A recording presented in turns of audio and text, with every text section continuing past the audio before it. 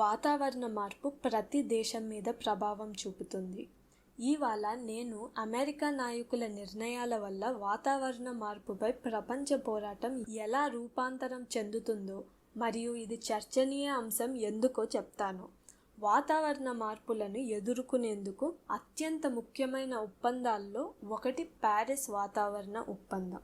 2015లో ఆమోదించబడిన ప్యారిస్ వాతావరణ ఒప్పందం గ్లోబల్ వార్మింగ్ని ప్రీ ఇండస్ట్రియల్ టైంలో ఉన్న టెంపరేచర్ కన్నా 2 డిగ్రీ సెల్సియస్ ఎక్కువగా పెరగకుండా చూసుకోవడం లక్ష్యంగా పెట్టుకున్న ఒప్పందం. ఉద్గారాలను తగ్గించేందుకు దేశాలు సొంతంగా లక్ష్యాలను పెట్టుకున్నాయి. ఇంకా అమెరికా లాంటి అభివృద్ధి చెందిన దేశాలు అభివృద్ధి చెందుతున్న దేశాలకు ఆర్థిక సహాయాన్ని అందించేందుకు మద్దతు తెలిపాయి. కానీ ప్రపంచంలోని అతి పెద్ద కార్బన్ ఉత్పత్తి చేసి విడుదల చేసే ఒక్కటైన అమెరికాకి ఈ ఒప్పందంతో సమస్య ఉంది. 2015లో ప్రస్తుత అమెరికా అధ్యక్షుడు డొనాల్డ్ ట్రంప్ గ్లోబల్ వార్మింగ్ని ఒక మనీ మేకింగ్ ఇండస్ట్రీ అని పిలిచారు. దీనికి ముందు గ్లోబల్ వార్మింగ్ అనే కాన్సెప్ట్ని చైనా తయారు చేసి అమెరికాని మ్యానుఫ్యాక్చరింగ్ సెక్టర్లో కిందికి లాగాలని చేసిన ప్రయత్నమని పేర్కొన్నారు. ఆయన ఇలా ఎన్నో వివాదాస్పద ప్రకటనలు చేశారు. 2017లో డొనాల్డ్ ట్రంప్ పవర్లోకి వచ్చాక అమెరికా ప్యారిస్ క్లైమేట్ అగ్రిమెంట్ నుంచి బయటికి వస్తుందని చెప్పారు.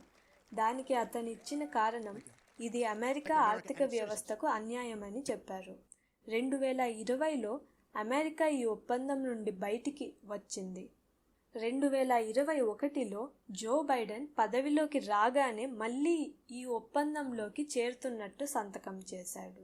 ప్యారిస్ ఒప్పందంలో చేరటం మాత్రమే కాకుండా బైడెన్ అమెరికా కోసం కొత్త లక్ష్యాలను నిర్దేశించాడు. 2050 నాటికి నెట్ జీరో ఎమిషన్స్ని సాధించాలని అమెరికా టార్గెట్గా సెట్ చేసుకుంది. 2022లో అతను ఇన్ఫ్లేషన్ రిడక్షన్ యాక్ట్ మీద సైన్ చేశాడు. ఇది అమెరికా చరిత్రలో ఒక ముఖ్యమైన చట్టంగా భావించారు. ఇది క్లీన్ ఎనర్జీ ఎకనామీగా తయారయ్యేందుకు నిధులను అందిస్తుంది. ఇంకా జో బైడెన్ ట్రంప్ తీసుకొచ్చిన పాలసీ ఏదైతే వివాదాస్పద keystone XL pipeline project ద్వారా సెన్సిటివ్ ఏరియాస్లో ఆయిల్ మరియు గ్యాస్ వెలికి తీసేందుకు అనుమతిస్తుందో దాన్ని తిప్పికొట్టారు.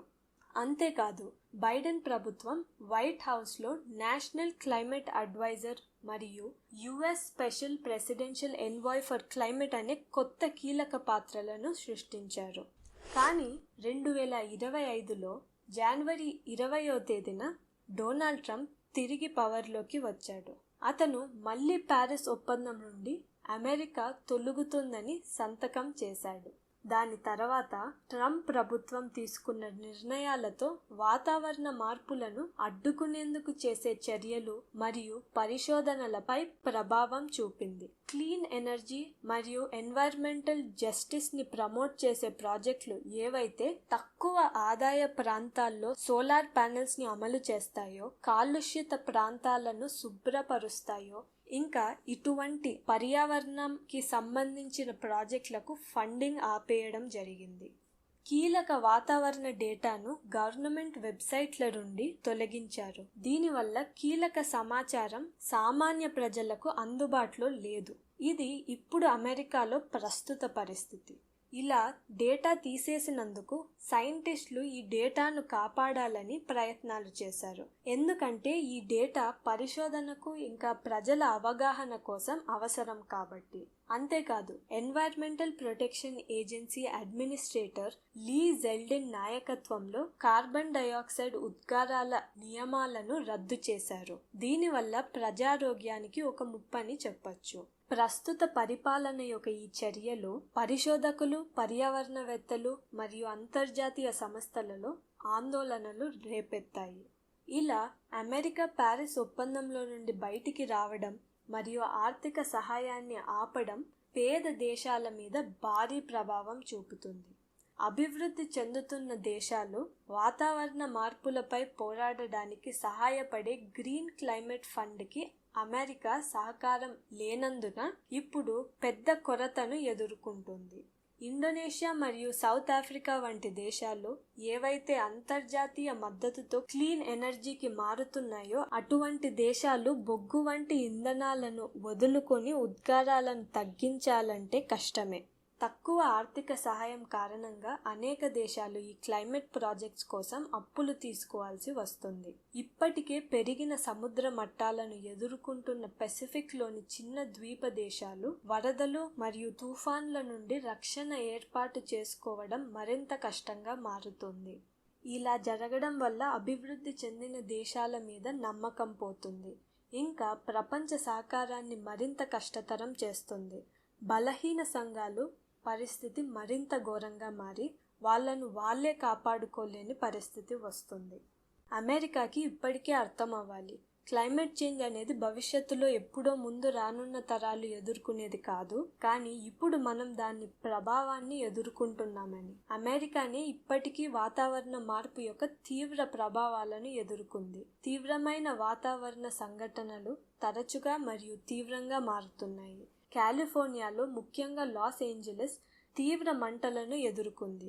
దీనికి కారణం పెరుగుతున్న ఉష్ణోగ్రతలు మరియు కరువు. ఫలితంగా అడవులు, ఇల్లులు మరియు మౌలిక సదుపాయాలు నాశనమయ్యాయి.